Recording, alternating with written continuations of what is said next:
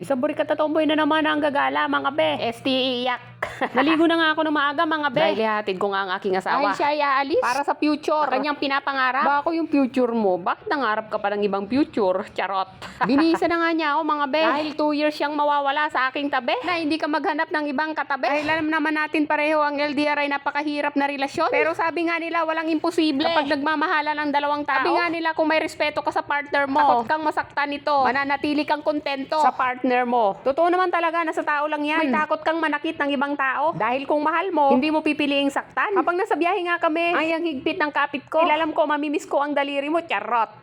Hindi hadlang ang layo para sa dalawang pusong nagmamahalan. Kung para sa future naman, yung dalawa nakalaan. Malapit na nga kami sa airport, mga be. At sobrang kabado ko. Unti-unti na nga tumutulo yung luha ko. Pero pinipigilan ko kasi kailangan ko ipakita sa partner ko na malakas ako. Kahit na sobrang hina ko.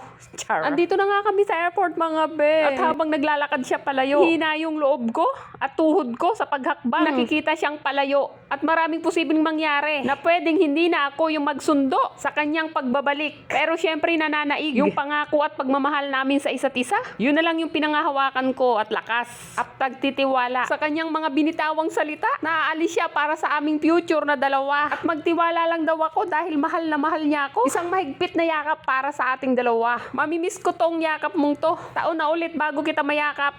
At pinapangako ko, ako yung magsusundo sa'yo. Gagawin ko ang lahat ng pag-a-adjust, lalo na sa oras. Ang pangunawa ay hahabaan ko. At syempre alam natin pareho, ano yung possible na makasira sa relasyon nating dalawa habang tayo'y magkalayo. Syempre lalayo tayo sa mga babaeng malalandi. Charot! Syempre unang-una, hindi tayo magiging marupok. Iiwasan natin ang tukso. Pero sabi nga nila, kung kontento ka, kontento ka. Nakapasok na nga siya sa loob, mga be, at medyo na-miss ko na agad siya. At hindi ko nga maiwasan na tumulo na ang aking luha. Pero wala akong magawa, mga be. Kundi punasan yung pumapatak sa aking mga mata. Tapos nilagay ko lang sa puso ko yung mga salitang binitawan niya at pinangako niya bago siya umalis sa tabi ko. At aantayin ko ang pagbabalik mo. Parang muling makatabi sa piling ko. Grabe pala talaga yung pakiramdam, mga be. Kapag naghatid ka ng taong mahal mo sa airport. First time ko kasi maghatid, mga be.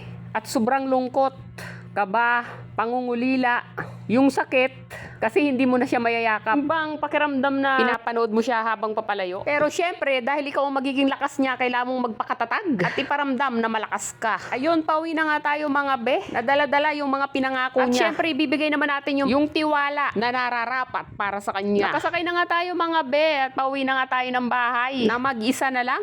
Paano kaya tayo magpapaputok sa New Year neto, mga be?